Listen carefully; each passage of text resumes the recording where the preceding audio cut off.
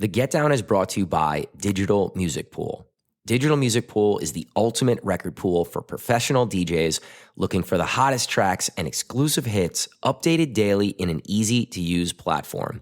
You can find exclusive edits from myself, Cream, Adam B., Andrew Marks, Angelo the Kid, Armin Averu, Chumpian, Dan FX, Castra, Pat C, and Samus J only on DMP.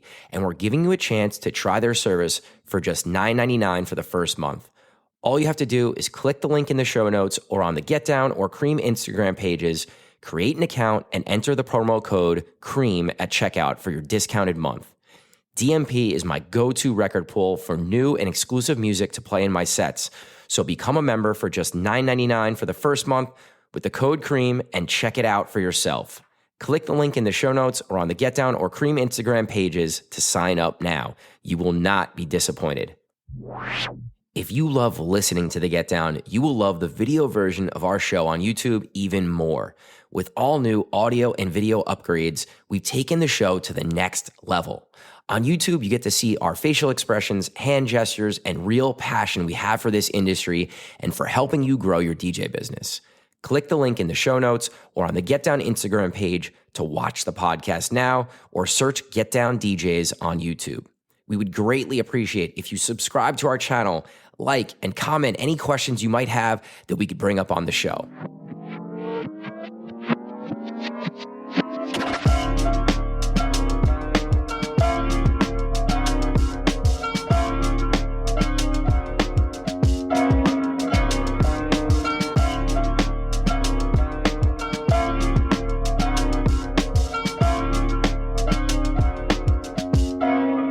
All right, what's up, guys? Welcome to the 124th episode of The Get Down, brought to you by Digital Music Pool.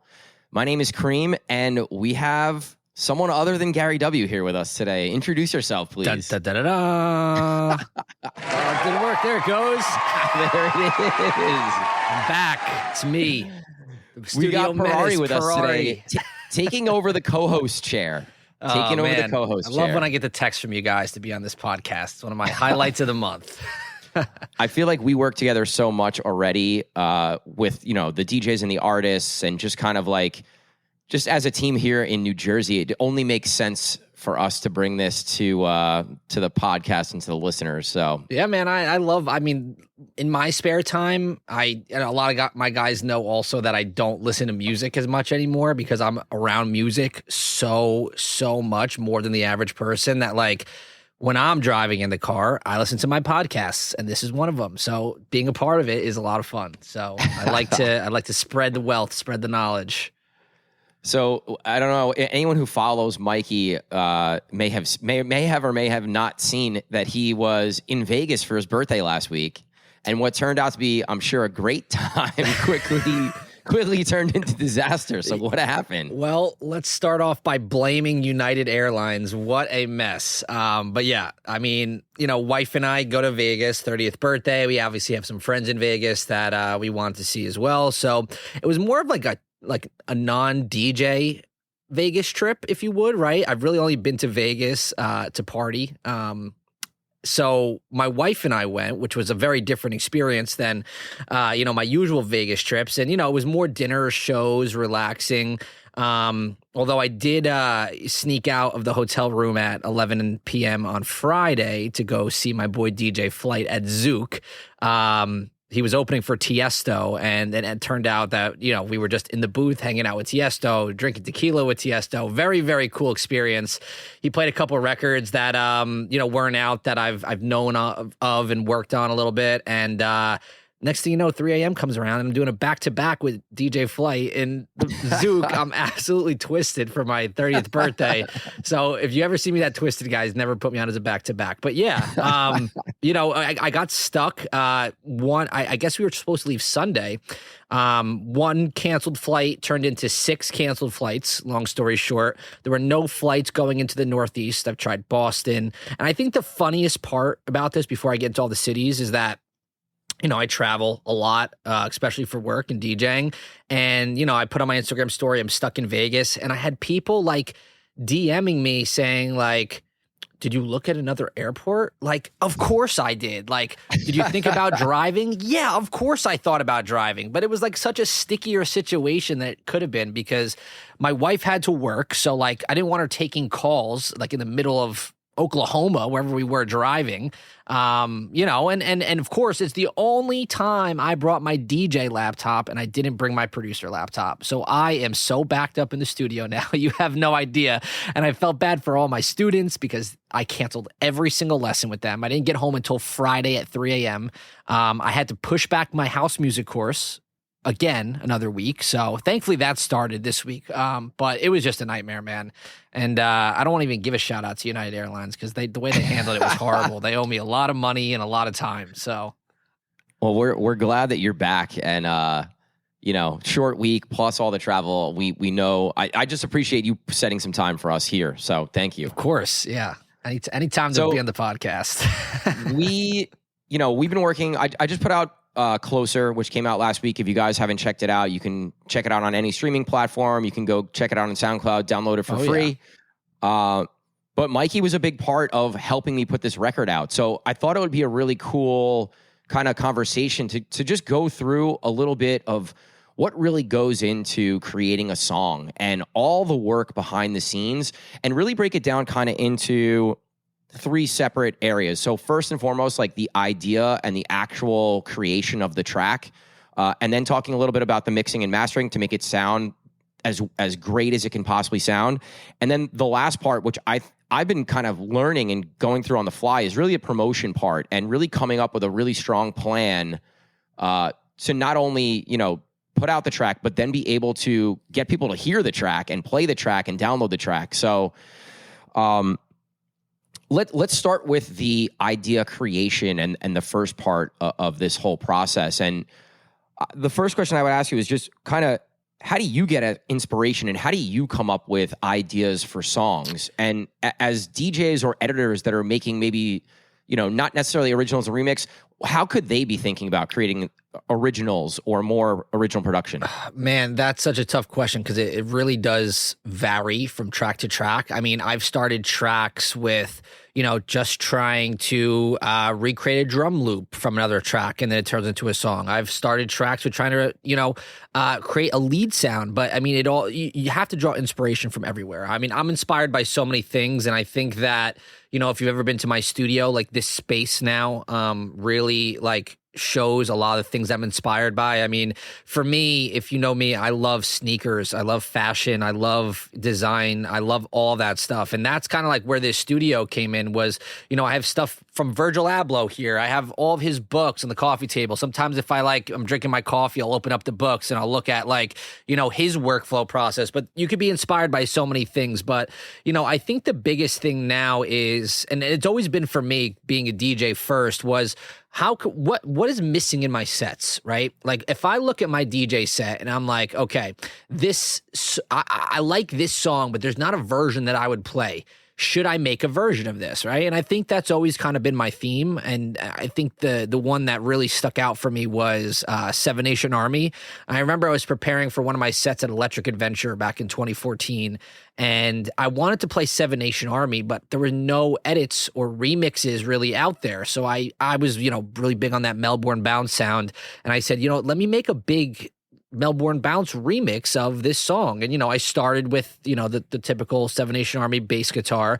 I actually sampled a crowd, like I played in the beginning, but it was actually a football stadium crowd that went, oh, oh, oh. And I, timed it and put it on with the bass line. Nice. And, I came up with these big super saw synths that was big in my big room sound. And, next thing you know, I was sitting at my kitchen table. I had the full track done. And it fit perfectly in my set. It blended with everything else around it that I was playing at the time. And, and it's probably one of the most played Seven Nation Army remixes still today. It was under Mikey P. If you guys want to look it up, it's somewhere on the internet. But yeah, Seven Nation Army Mikey P remix. It's just one of those things that I used to fill in the gaps in my sets. And I'm still doing that today. Yeah, I would second you on that note where a lot of the ideas will come from stuff that happens while DJing, Yeah. It's not as much driving in the car or listening to music. But I guess that's because we, you not as much anymore, but we were both DJing and gigging, a lot. Yeah. And it's like, you see the reactions to certain songs. And I think the next track that I'm working on, the idea basically came to me because every time I would play the original song in an open format set, it always goes off. Right. And I went to go look for a remix of that song to play in my house sets, and I couldn't find one. I'm like, okay, well, this is the next remix that I want to make because there's a gap in the market and there's a gap that I can fill in my sets that I think is going to work, you know? Yeah. I've been doing that since I was creating edits as well. Yeah, I think that if you can create a blend 50-50 kind of like, or maybe let's call it 60-40, 60% of you, right? Where it's this is what you want to create. This is your sound. This is what you're inspired by. And then like 40% of what's kind of trending and popular with elements of it. I think that you're well on your way to success, right? Like I take a look at like what Hardwell kind of did with Big Room. Like, you know, how many times have we heard the Big Room kick with the big super saw synths or whatever? It kind of got a little bit drawn out. So when Hardwell came out with his new sound, you know, tech house and techno was kind of coming to the forefront. And he said, let me just combine my Big Room synths and energy with the techno stuff. And, you know, that stuff has been going off. I don't think a lot of people understood it at first. And I think this has like kind of been like a theme. I remember before we had the Discord chat for Get Down, we had the WhatsApp group. And I remember, I think it was Hova was like, oh, Hardwell set sucked. And I made like a Will Smith meme, like where he was like slapping, what's his face? And I put like Purari, me as Will Smith. And then I put, was it Chris Rock or Chris Tucker? I forget who it was. And then it was like all the Hardwell, like haters, and it was like or Get Down artists hating on Hardwell's set. But then, you know, this year, like Hova was like, oh my God, it was one of the best sets. And I'm like, well, because you get it now, right? Like with original stuff, it takes, and this is where I really credit you because I think you've strictly done original stuff with me, but original stuff, like it's hard because you're creating something that people maybe haven't heard before or like are not, I guess, attracted to at first, where like the remixes, they always have that element of familiarity in it, right? Whether it's the vocal or like the chord progression or whatever it may be, it draws more people to it, which is generally why the remixes do better. But to create original music, especially dance music, which is by far probably one of the hardest genres to create, it's tough. It's really tough to stand out and be original. And that's where I credit you. I think both 3 tracks we've done so far have all been originals. Yeah. 3 of them. That's something to Closer, pat yourself on the back. Just Cream, and then me and Angelo did the Incredible. Yeah, exactly. And I don't think you even know this, but I was actually going through the support list for a couple of the guys, and I stumbled on a Headliner Music Club track list from Fade University with Five and Eric Deluxe like about a year ago, and they played Closer, which I was like, oh my God, I didn't even realize that, you know? So yeah, I didn't either. Yeah. So it's pretty cool. Like, you know, you never know when the song's going to hit or when someone's going to discover it or play it. And I think that's the coolest thing. And I don't remember if is it Kurt Cobain who has the most, post-death, posthumous royalty collections? Like, I've always wanted to leave a legacy like that where like after I leave the earth, like people are still like, my footprint is still in the earth, right? Like with your music. And I think that's such a cool thing to think about when you're creating music, you know? Yeah, I mean, you have your fingerprints on a lot of stuff, whether your name is on it or not. Like even with my track, right? So we brought, how Mikey and I have worked a lot in the past, and especially on this release, was I'd work on stuff at home, right? I come up with some ideas. This particular track, I had a terrible like self vocal that I put on there just to like take up space. And I bring you the track and I'm like, hey, this is my idea. This is where it is right now. This is where I want to get it to. You know, maybe this is a certain sound that I'm trying to achieve, or I'm trying to create this element and I don't know how to do it. How do we do it?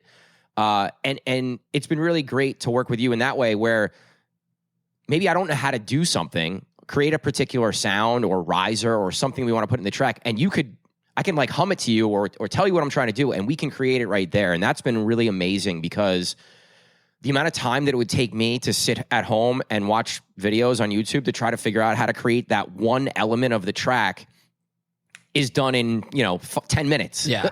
I think that also, like, a lot of people think that, because I guess a lot of the new guys think that the school is, it's school and we're teaching stuff, but really why the one-on-ones are so special, like you and I work on, is because I am able to like dive into your track and say, okay, this is the direction I got to take it. Because the hardest thing I think as a new producer, especially for me, was I have so many projects like from back in like 2011, 2012, 2013, when I first started producing.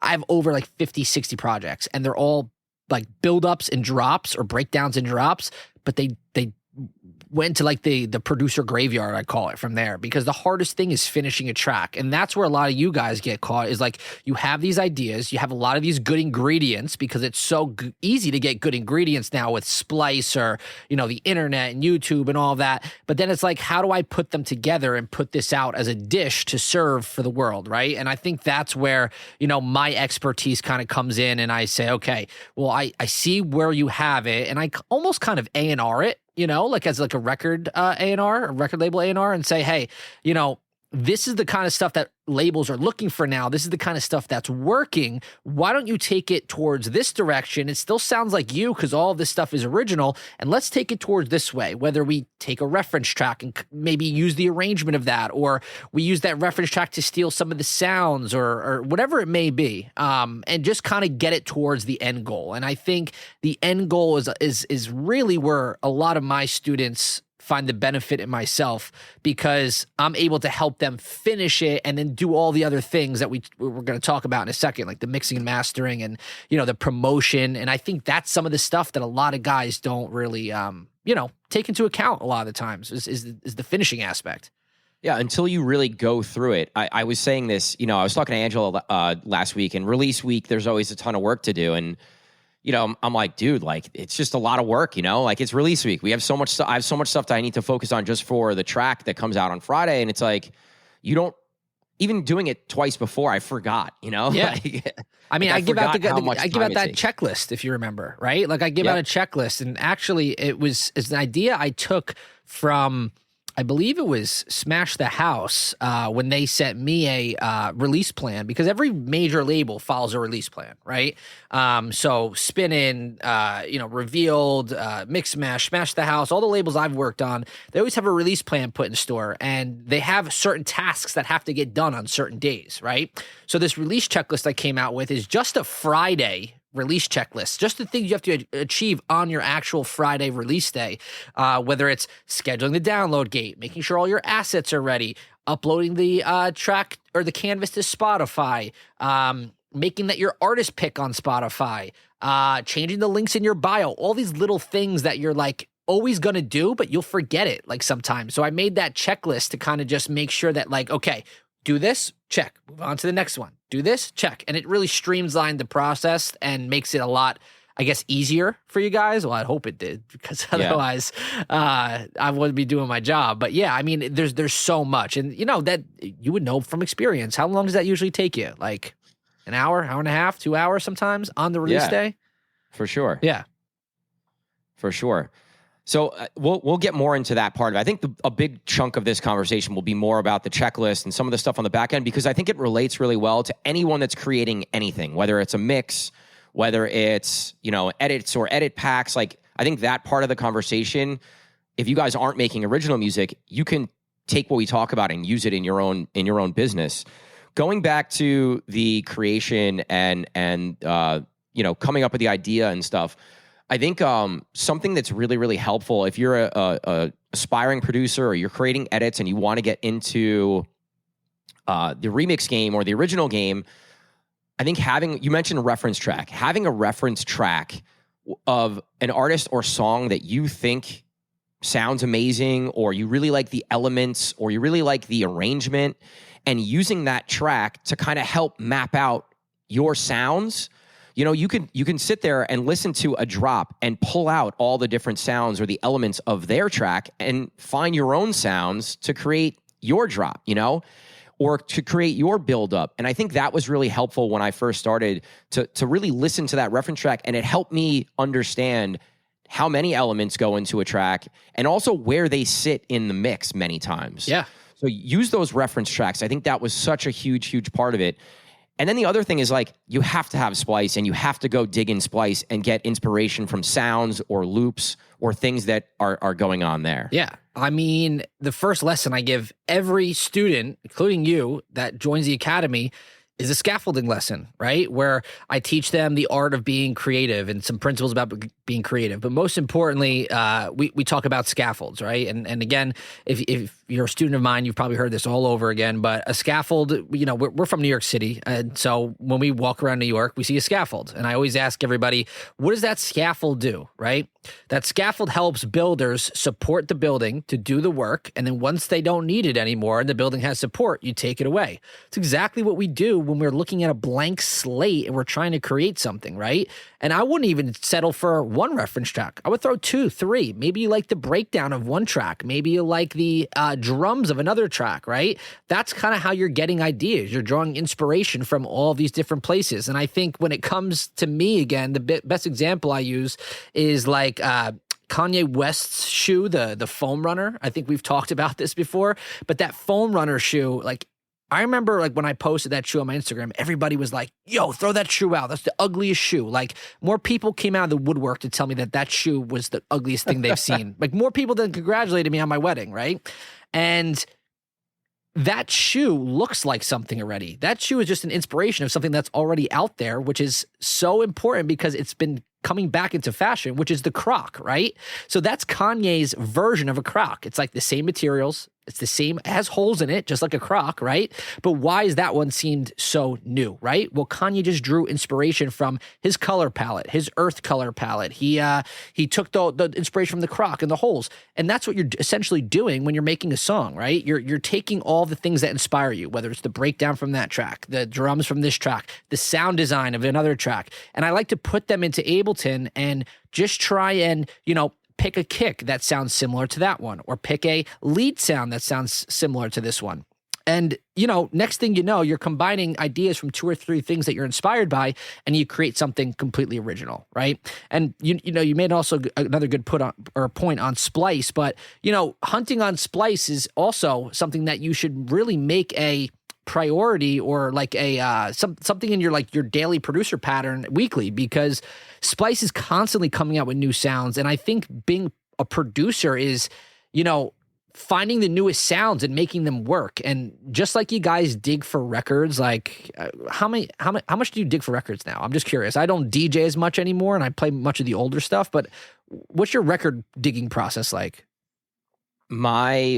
I'm digging for records weekly. I'm preparing for sets weekly. Right. And I have a set period of time every week that I spend dedicated to doing that. So, you know, that should be the same process, but doing it for samples, right? You should be digging through hundreds of these sample packs and companies and finding the companies that you like, finding the companies that you don't like, finding the sounds that you like. And then what I do is I download all the ones I like Monday, and then I organize them into a folder, right? So I'll have like, I kind of create my own sample pack, but I have a folder called Purari Samples 2013 or 2023, right? And I'll put like 5 of my favorite kicks in there, 40 of my favorite snares, claps, and hats, or whatever it may be, right? And then when I'm creating a track, I'm using stuff that I already know is already hand-selected by me. It has my taste, right? And, you know, I'm not starting a track and picking a new kick drum every single time. My last 4 releases have had the same kick drum, hi-hat, and clap in every single track. Why? Because I know they work, right? And it sounds like me, and the way I process them is mine. So, you know, that's another big thing that you guys could do to, you know, kind of keep you along, and also help you find your sound, your quote unquote sound. Because I know you, all 3 of your records, they sound like you, which is amazing, you know? Yeah, I mean, I think coming in, I kind of know what I want to sound like. You know, a lot of people maybe don't know that yet, or are trying to find that.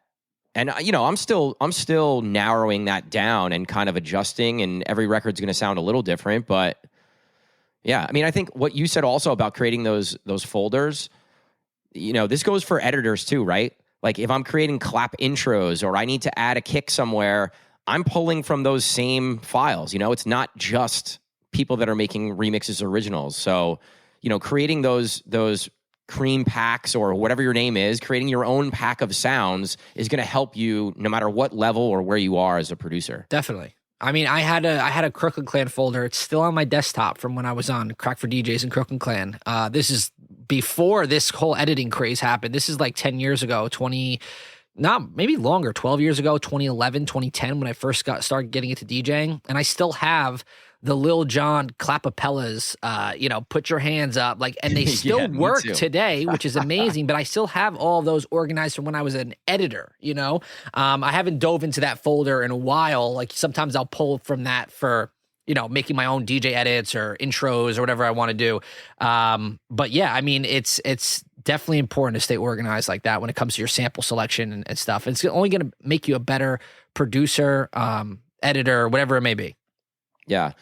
I think the last point that I want to make on working on original music is, guys, it's hard, right? It's really hard. And I think it's really easy to get overwhelmed and to get frustrated.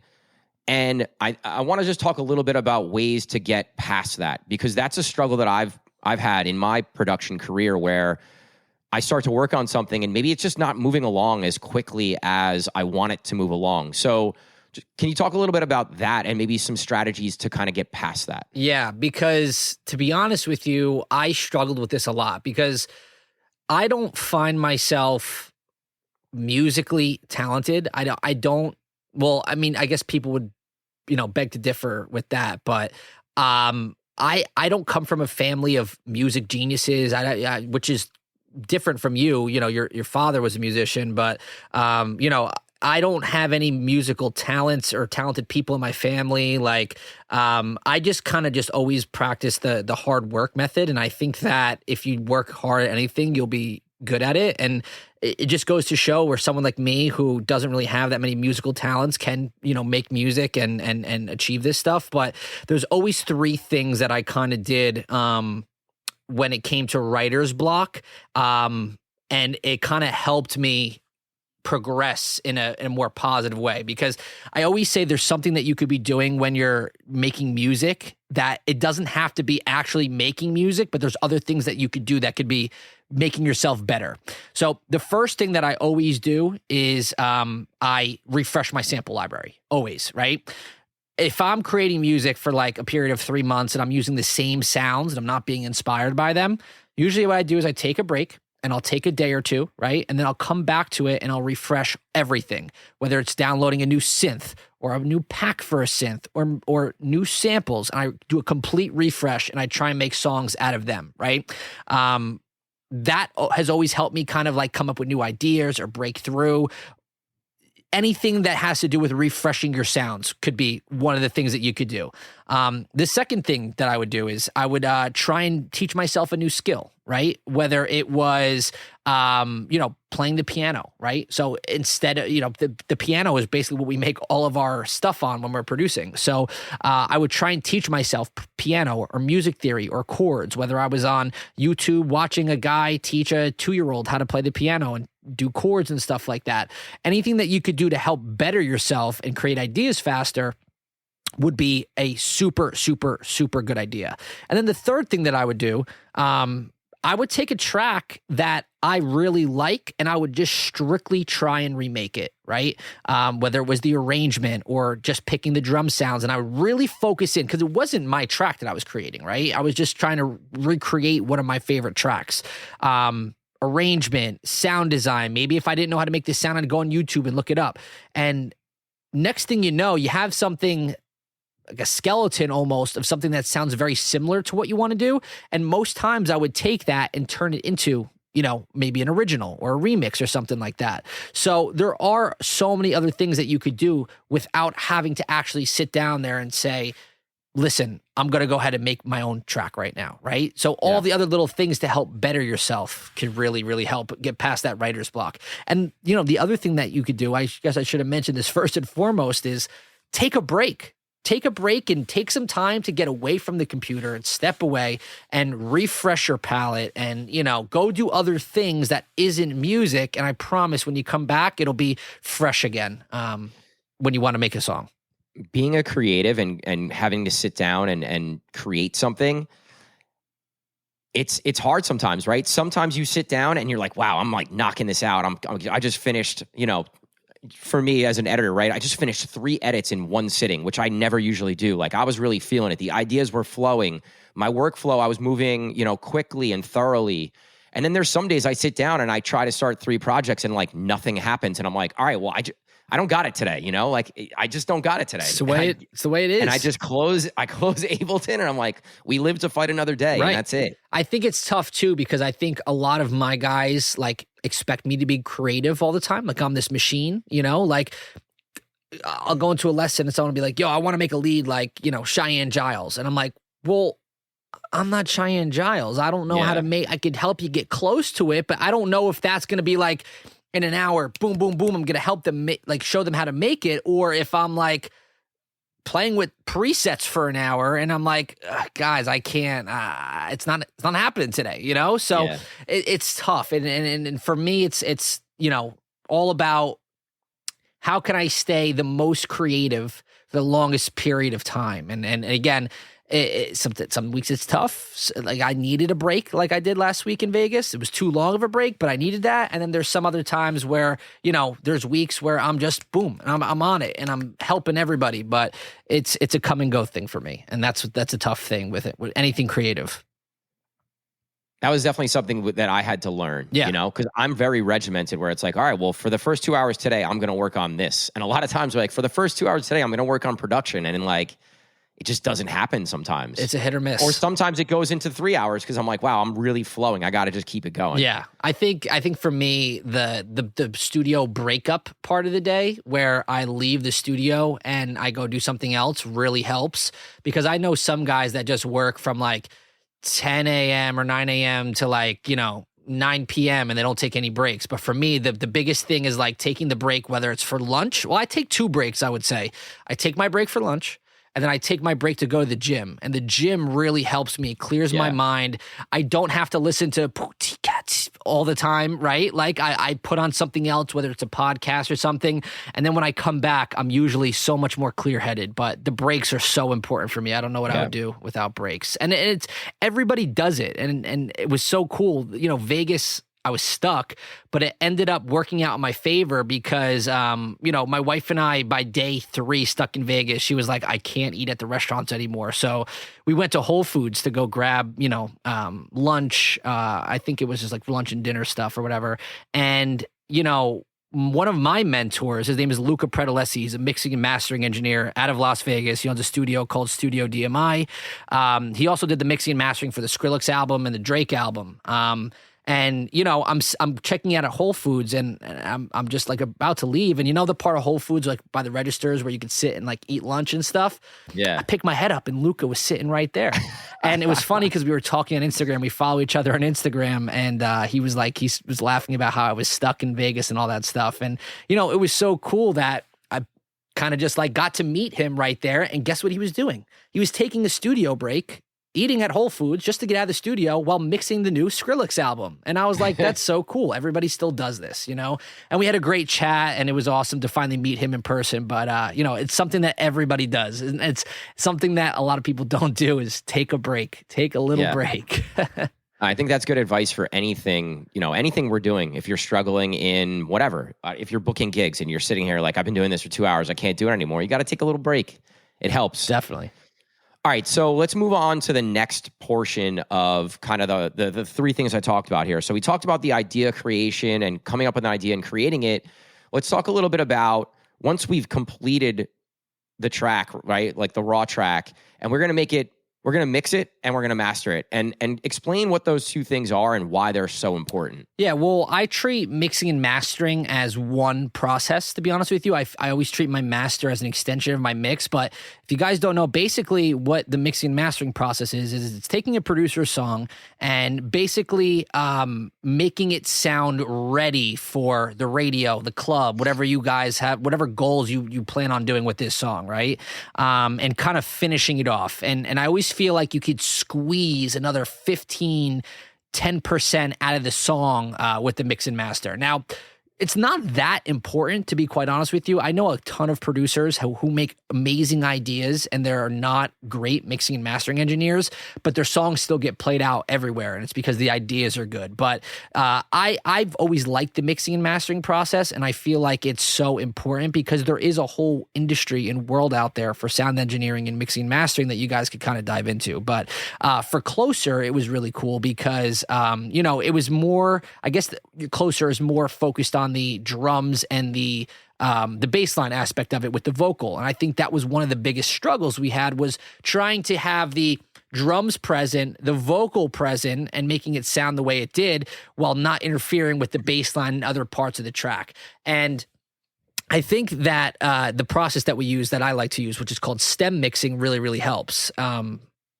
Basically, it's when you take your groups, whether it's the kicks, the drums, the bass lines, the synths or whatever, and you bounce them to audio. And the reason why I like to do that is because you could start a brand new project free of CPU and get the most bang for your buck when it comes to the plugins, because you could take advantage of things like oversampling, linear phase mode, stuff like that, which will, again, make your song a little bit more higher quality. And then also you're able to commit to that production process. Because what a lot of guys do is they'll start the mixing and mastering process and they'll say, oh, well, I can't get my kick to sound good, so I'm going to change the kick and I'm going to do this. And they fall into this endless spiral dark hole of changing the track when we're trying to finish the track. So right. the bouncing of the stems really commits you to what you have and taking it to the next level. I think that's a great part of the process, is making that commitment, right? Because I think all of us, it takes a long time to do this, right? To finish the project. So committing and saying, all right, this is done. Like, I'm not changing that stuff. I think that's a big thing. It's like a weight off your shoulders, Yeah. because I'm not thinking about, oh, I don't necessarily like the way this sounds, I'm going to go change it. It's just a matter of making whatever we've committed to sound as good as possible. Right. And, that's something that, like, I've always struggled with, because I'm a perfectionist and I'll change it until it sounds the best. But there comes a point where you have to get to it and say, okay, I'm done. This is the best I can get it. And I think that's what separates a decent producer from a really good producer, is that you have to know when you can't do more than you've already done. Like, one of the biggest things that I like to do at the end of a songwriting process is take away things. What did I add too much of? And most guys will just add more. But no, it's kind of taking away and stripping it back and making sure that the idea of the song still sounds good by itself. But the stem process is so good because it lets you finalize, like you said. And I think another good thing about having the stems done is that when you want to go start your next track, you have your own, like, for example, effect stem, that you could throw into the track, and you could use that right off the bat, like whether it's risers or uplifters, and continue to recycle and reuse that stuff. And it really makes it a lot faster to create songs, and it makes it sound like you, which is awesome. So one other thing too that I want to bring up, that I really, in this particular track, when we were creating the song, before we got to the mixing and mastering part, you want to make the song sound as good as possible in that initial process. You don't want to rely on the mix and master to make it, quote unquote, sound better, right? Or fix things. So I think the goal is not having to do a whole lot of mastering on the track, because in the creative process, you've made it a song that sounds really good to begin with. There's this, like, myth, this music production myth that's, again, been around forever, which is like, somebody will send me a track and they'll say, oh, well, it doesn't sound that good because it's not mastered.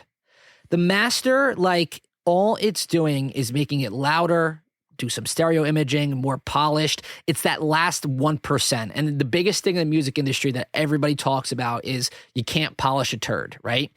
If your mix sucks, your master's going to suck, right? So it's basically not the master that sucks, it's your mixing that sucks. And I feel like, it's something that's so under or overlooked, the mixing, because if you can make it sound good, like, there's not really much you have to do. And I think that's where Closer really, like, stood out for me, is that, the samples and stuff that you picked were already so good that you didn't even have to do a lot of mixing, number one. Number two, the master was just kind of making it louder, more compressed and tighter, which was awesome. Yeah. So, it all goes back to, like, being a chef, right? And I use this example. I like to use a lot of real world examples with my guys, but a chef, we talk about a chef and he's got to get ingredients from somewhere, right? It's a lot harder to take bad ingredients and doctor them up to make them taste good than to just use good ingredients, quality ingredients in the beginning. And there's not much you have to do to make them taste good, right? So it's the same thing with music production. So if you're using those good samples and you're using those good ingredients, there's not much you have to do in the end, right? So just start with good sources, good ingredients. Yeah, I think we really focused our mastering process on the vocal, right? Because the vocal we used, it was kind of processed a little bit already. So a lot of what we tried to do was just kind of brighten that vocal so it shone through a little more and it popped through the mix a little more. And that was like the focus, I think, for us on this track. Yeah, and we kind of went over that. I think we used that plugin Track Spacer. It's a plugin that I've been using forever, which is there's other plugins that do it, but it's basically a sidechain plugin. And when people think about sidechain, they think about the kick and the bass, right? Where the bass is ducking when the kick plays. But sidechain could also be used for space, and that's where this Track Spacer came in. So I think what we did was when the vocal was sitting in the frequencies of the synths, we put the track spacer on the synths and we said, okay, every time the vocal plays, it's going to do the inverse EQ of the vocal. So it took the vocal EQ, right? And it took the inverse of that and it ducked the synths in the exact inverse of the vocal a little bit, which is like some crazy professor shit. I know. Everyone's like, oh, what's he talking about? But it made the vocal stand out more because it took the frequencies and ducked them away so that the vocal could make room, because the vocal in Closer is so low, and I think our like synths in that track were like very low pads and respaces. So that was one of the coolest things that we did, and it really shined through the mix and made it easier for the ear to pick it up on. So yeah, for sure. I think this part of creating a song, I'm still like very, very green on. It's like the mix part and creating the song, like that's one thing, but the mastering, it's like a whole other world. And we've, a lot of our time together, you're really like helping me learn more about the mastering part. And I'm excited to, on the next release, spend more time there, because I think in this particular track, you did all that. Like, well, yeah, so I want to spend more you know time what? on the mastering. But it's cool because you have that relationship now where you watch the process. For me, I never had that mentor somebody when I was learning this to kind of like watch until I met Luca, to be honest with you, where I was figuring it out all on my own, but there were still things that were very gray, and I knew how to make dance music good, but it didn't apply. I didn't know my tools, basically. I didn't, I knew how to make dance music good because I watched this guy do it, but I didn't know my tools. And now I kind of know how to do it for all aspects of music, thanks to Luca, to be honest with you. And I really enjoy that part. For me, it's like the puzzle part of how can I make it sound the best with all these little micro decisions and doing all these little cool tricks. Again, guys, it's not necessary to know this, but I think if you can have a mentor to show you the process so you could watch how it's done and see how it's done in real time with your music specifically, it really, really helps, because most of the YouTube videos I used to watch was always like, if you want to learn compression, I was watching a guy like use like an LA2A or an 1176 on a rock guitar. And I'm like, well, I'm not really using a lot of rock guitars in my music. So yeah. All right. So let's move on to the third part of kind of putting out the track, and that's the promotion side of it. And this is an area that I'm pretty confident in my skills. Over the years, I've used marketing promotion to really help grow my brand a lot from the time I first started DJing. So I know how important this is and how much it could help you. And, you talked about that release checklist, but something you and I did during one of our sessions, we literally took a blank calendar and we kind of typed out the timeline of all the things that need to get done, when they need to get completed by. And it kind of laid out a week by week basis, right? We did 3 weeks leading up to the track and then 1 week after the track or after releases. And I think we're talking about promoting music, but I think promoting original music here, but I think this can go for anything that you're creating. And coming up with this plan and this schedule, it just creates like a step-by-step of what you need to do to see success, or at least set yourself up for success in anything that you're doing. Yeah. So talk a little bit about the promo side. I want to get into a little bit like how some artists are really promoting their records. And I think it's changed a lot in the last few years. Oh, well, it's always changing. I mean, I've seen everyone promote records from, big or small guys in all different types of ways. And I think one of the craziest ways I've seen doing it was, I call it the Avicii method. And I think kind of like A-Craze almost did the same thing with that, which is like, the biggest form of promotion for a DJ is DJ promotion, like having DJs play your record. And what those guys did was, and I saw it first with Levels and then with A-Crazes do it to it, but they had so many guys playing the song before it actually came out that when it finally came out, it was like the biggest explosion of the record I've ever seen in my life, right? Like you saw it with Levels. How many guys were playing out Levels before? Like I think Levels, he was playing it a lot like March of I think it was 2011, I want to say, and it didn't come out till October. So it was like 6 months of like going to see Avicii and hearing it. And it was the same thing with A-Craze, but except A-Craze wasn't playing shows. You would have to hear it at like DJ Snake, Carnage or whoever was playing the record at the time. Everybody was playing the record. Exactly. And it just blew up. So I've seen records, be promoted like that, but also the traditional method of doing it would be like how we did it, where you have a calendar and tasks had to get done, right? So the first task I always make you guys get done is have all the assets ready, because you can't release the song or schedule the song without the assets.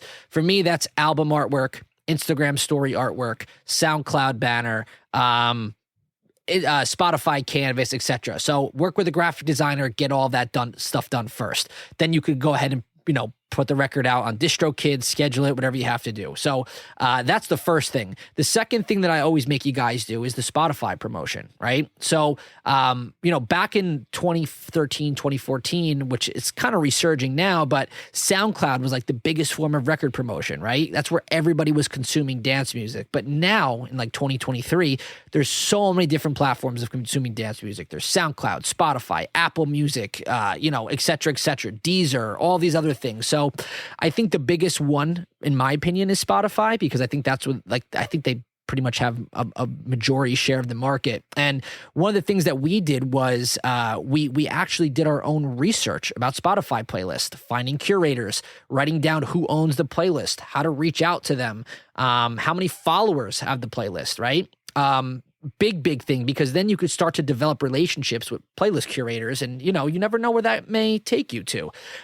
So that was one method. I think another method that you found a lot of success with was Submit Hub, right? So Submit Hub's another website where you could actually submit your songs to Spotify playlists, but not just that, to other influencers and curators as well. I always see like these TikToks of like people shuffling to songs and stuff like that. Those TikTok influencers are on Submit Hub. So if you want a TikTok influencer to, with their 5 million followers to promote your song and shuffle to it, you could submit it to them on Submit Hub. So there's so many different free marketing tools that you could use today to kind of help with your track.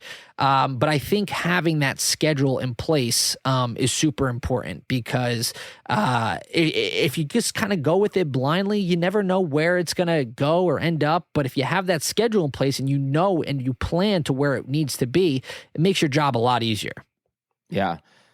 The other portion of it, you had mentioned the Spotify playlist and kind of creating a document or something where that you house all that information, right? Yeah. I think it's the most important thing that you could do in promoting of anything you do as an artist is creating a spreadsheet or document that has all the contact information for all the various DJs, record pools, blogs, all the different places where you could potentially send your music. Have a document that houses all that. Yep.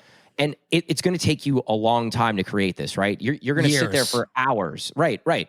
Years is right. But when you first initially create this, you're going to, a list of all the local DJs, the significant DJs in your market that are playing all the big spots, right? You want to create that list and then go find their emails or go submit the music to them on Instagram, right? Yeah. Then you want to find that next tier, like here's all the big DJs that are playing all over the country, the guys that are on agencies, the guys that are running the record pools, and you create that list, right? Yep. Then you take it a step further. You go find all the artists that are making music that's similar to your sound.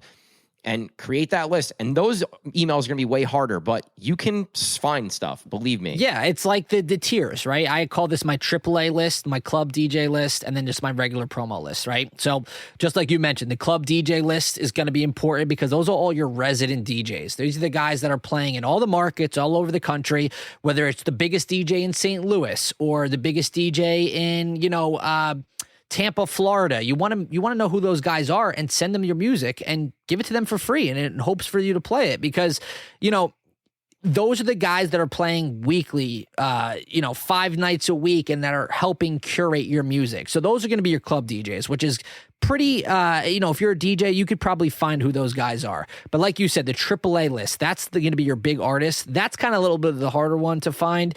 And I still have my Excel list growing all the time. It's growing constantly. And it's name of the artist, method of contact, where I've had success contacting them and where they actually listen to my stuff and have they played my stuff before. Because once you open that direct connection and they start playing your stuff, they're going to want more from you, right? So sometimes I've sent stuff to guys and I've maybe seen a play on the SoundCloud link from them, but they've never responded to me. They've never maybe played it, but I know they're looking at my stuff. So right, they at least listen, right? Yeah, exactly, and that's what makes it worthwhile for at least all the stuff that I've done. But guys, Instagram DM is a great way right now because everyone's on Instagram. So sometimes just shooting a Dropbox link, which was kind of frowned upon in the past, but just shooting them a link to the song through Instagram DM. It's probably better than email right now at this point. Yeah, I would agree with that. I think creating those relationships before you want to send them something is the best possible way to do it. And that's a lot of times that can just be commenting on their stuff, right? Or maybe you shoot them, maybe they posted something and you shoot them a DM and you say like, wow, I love this track, I'm going to play it. Or you send them a video of you playing the song to this huge reaction, or like create that back and forth a little bit before you ask them to do something. Stole which is the listen to your point song. right out of my mouth. Absolutely. Like Instagram is so special because you could comment and people will see it. You could share stuff and people will see it, especially the big DJs. Like I know you and I are on Instagram a ton. Imagine the big DJs. They're constantly on Instagram, DMs or whatever. So if they see this guy constantly tagging them, reposting them, they're going to be more inclined, especially sharing their stuff, like their music or whatever it may be for free. They're going to be more inclined to listen to what you have to send them to, just as a thank you, if they're any sort of decent human being. So, make sure you guys are doing that before, like, Kareem said, make sure you guys are doing that before you shoot them a DM because, you can't just shoot them a song and, you expect them to or listen to it when you've really done nothing for them, Yeah. So just those shots in the dark sometimes don't really work as much. But what's been cool in doing that over the years is sometimes you create a relationship with someone when they're also kind of on the come up or starting out, and now they're big artists. Definitely. And it's like now, that relationship is worth a lot more 3 years later after they've had X amount of releases and have grown than it was when I first met some of these people. Definitely. I want to talk a little bit about TikTok because I think this is kind of like something newer in the last few years where artists are getting popular and getting signed and getting big gigs because of their presence on TikTok and some of the strategies there. So talk a little bit about that. What are your thoughts and what are some strategies maybe as artists ourselves that we can grow on TikTok? Oh, the TikTok machine. I mean, I'm probably one of the worser people to ask about TikTok because I always keep saying, I'm going to get on TikTok. I'm going to get a TikTok. And then here I am. I have like no time to actually go ahead and make the TikToks. But I've seen a ton of guys, grow on TikTok and kind of get a lot of big collabs. And I think in dance music, the biggest like TikTok craze that I saw, or like the biggest, the cool story, I should say, is that that guy Hypaton. I don't know if you've noticed him, but he was like the Future Rave guy, and he was kind of like just making Future Rave remixes, and he did the Be My Lover one, and all of a sudden David Guetta reaches out and says, hey man, I want to collab with you. Like, that to me is so amazing. Like the fact that you could just, be in your bedroom, sitting around creating music for fun as a hobby. And then all of a sudden the biggest DJ in the world hits you up and says, I want to put this out with you. And it's probably one of the biggest records out right now. I mean, everybody's playing that in their sets, but TikTok is also like, I think it hurts a little bit too, because we haven't seen like a big artist come out this year yet. We haven't seen like a new talent. And I think it's because of this TikTok craze where people are too focused on creating like, I guess, music for TikTok and not for themselves, or like trying to show what their artistic vision is. They're kind of creating for the algorithm is what I'm calling it now. And I think that's kind of hurting the music industry a little bit. So I think that there's going to be a reset point in a little bit where people are just going to like, not be creating for TikTok, and just kind of be creating for themselves. And hey, if it goes viral on TikTok, great. But, again, I'm like an indifferent guy about that. I kind of see both sides about where TikTok could go and where it needs to be. But I think for promotion, if you can do whatever you have to do to promote on TikTok, it's only going to help you. It's like that saying, right? No press is bad press, right? So if you could get, like your song to translate on TikTok, whether it's a viral meme or whatever it could be, it could really, really help your music promotion. But as far as creating for TikTok, again, I don't know if that's something that I would personally be interested in. It's not part of my, goals per se. Yeah, I wouldn't necessarily say creating for TikTok, but we've seen artists like Disco Lines and Digital Drive use TikTok as a way to grow really, really, really quickly. And I think that it's a tool in the tool belt, right? It's an area that if you're not using it and you're creating, you need to be putting your stuff there. And I think some people are way better at it than other people. But I think traditional, like we talk in the Discord, right? Our DJs get so mad at these like quick sensations that like blow up there and get big. But guys, this is part of the game, right? Like, this is what it is in 2023. And if you're not adapting and doing it or creating for those platforms, like you can be a disgruntled artist in Discord while these other people are playing the shows that you want to play. So it's like, I think like the disgruntlement also comes from not adapting with the times, right? Like I know when I was coming up, like I would see these DJs saying, "Oh, the sync button. If you use the sync button, like you're not a real DJ." But like, yeah, there's always something for people to complain about. Yeah, there's always going to be something, and maybe I'm turning into that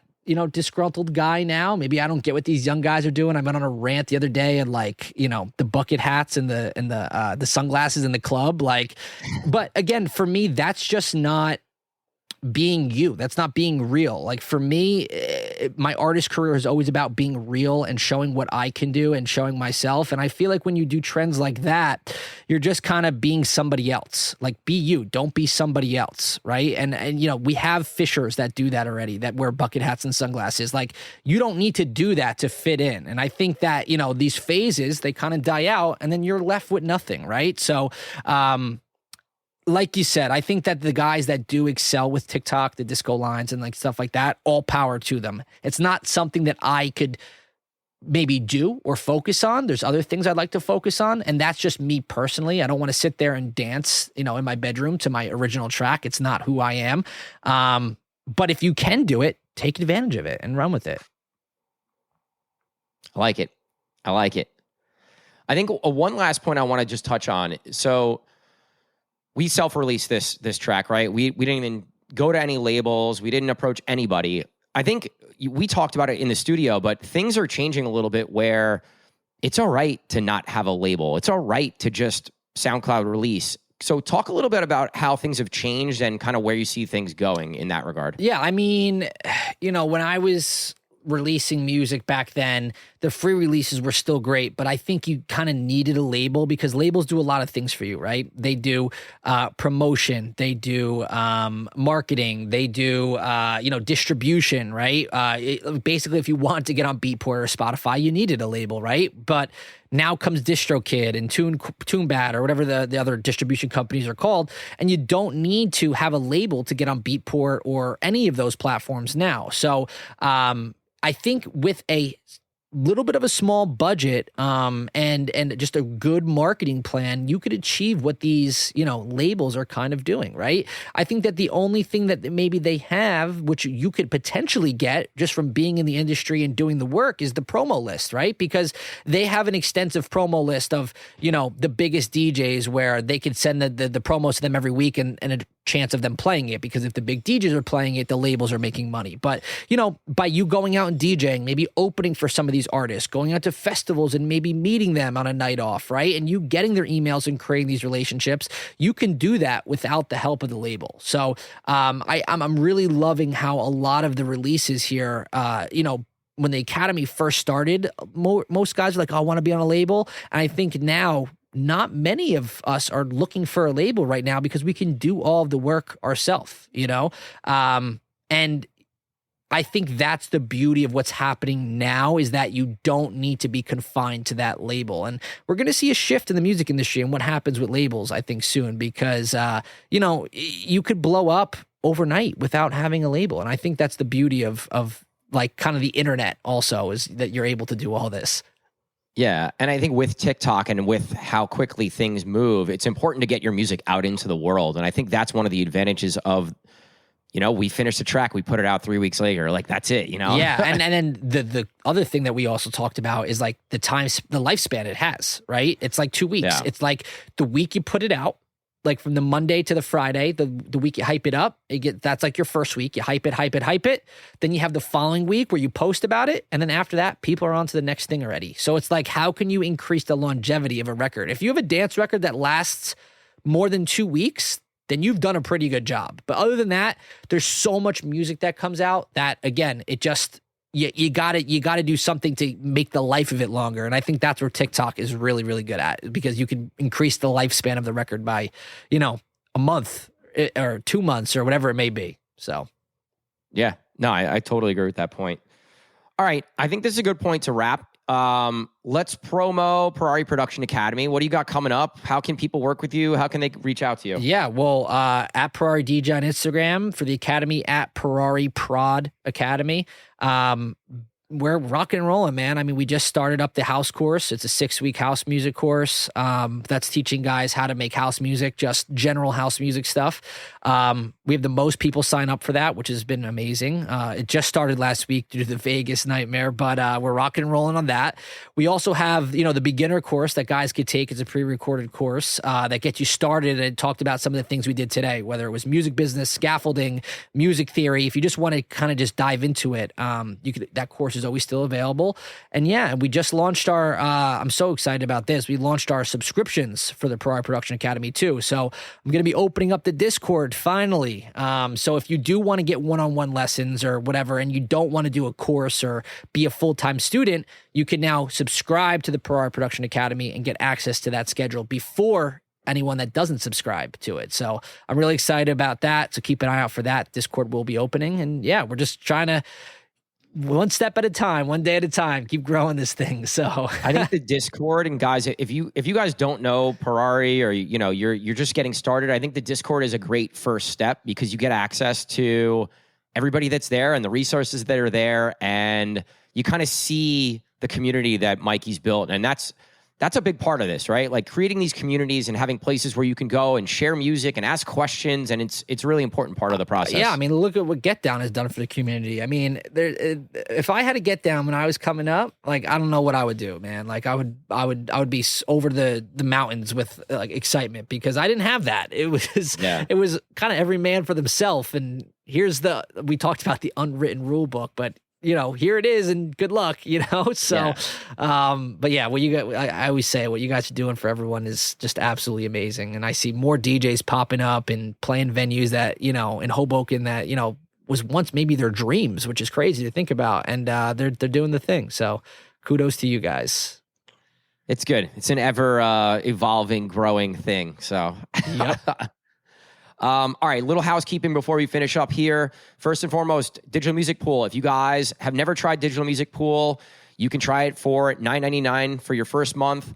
All the exclusive artists, myself, Angelo the Kid, Chumpian, there's 100. It's growing every week. Shouts to Sellout MC. He's the newest exclusive artist on DMP. I think we're up to like 8, 9, 10 exclusive artists. Yeah, shout out to the Australia guys, killing it. Yeah, the Aussies are killing it, man. Love it. So that's the first thing. If you want to check out DMP, you can go to the show notes or go to my IG profile and sign up for DMP. The next thing, we are partnered with Birch, which is a venue in Hoboken. We're partnered with a company out of New York City, and we're doing a boat party. It's next Wednesday, July 12th. Cream, UFOso, Nick Scalisi, tons of DJs, tons of artists on that boat. If you want to go check that out, again, check the show notes or IG. And what else? Closer. If you guys want to go check out my track, go check it out. Stream it on Spotify. Download it. Get those streams up. Get those streams up is right. Go to Spotify to listen to the track, please. Should we plug the Disco Fries networking event too? That's the Wednesday as well. Yes. Also next Wednesday, we have the Disco Fries album release party and networking event. If you're interested in checking that out, shoot me a DM and we could talk about it. I don't know if it's necessarily open to the public. I haven't talked to those guys in a couple weeks. Yeah, shoot me a DM about it too. I know we're sponsors of it, so that would be a good question to ask us. But yeah, anyone that's a producer or trying to open up their brand to like other artists and stuff, that would be a good one to go to as well. A lot of big label execs and stuff will be there as well. So yeah, I'm excited for that event. It's going to be big week. It's going to be good. Big week coming up. Big week. Big week. A lot of coffee. I'm actually I'm on vacation next week, so I'm taking my girl's going to kill me, but I'm taking that night to go do what I got to do. Oh man, on Wednesday. Oh, that was better than being stuck in Vegas for 6 days and paying $50 for eggs and toast every morning. So yeah, seriously. All right, guys, thanks for listening to this episode. Purari, thanks for jumping on as the co-host today. Yeah, I'm excited about this. Gotta get the soundboard. Gary, wherever you are in the world, we gotta get the soundboard going. All right, guys, thanks for listening. We'll talk to you guys soon. Peace. Thanks for listening to the Get Down podcast. If you enjoy our show and find the topics entertaining or helpful in any way, we would greatly appreciate if you could subscribe, rate, and review our podcast wherever you listen to it. We want to help more DJs, and subscribing, rating, and reviewing the show is the best way for us to do that. We appreciate all the love so far. Thanks for listening, guys.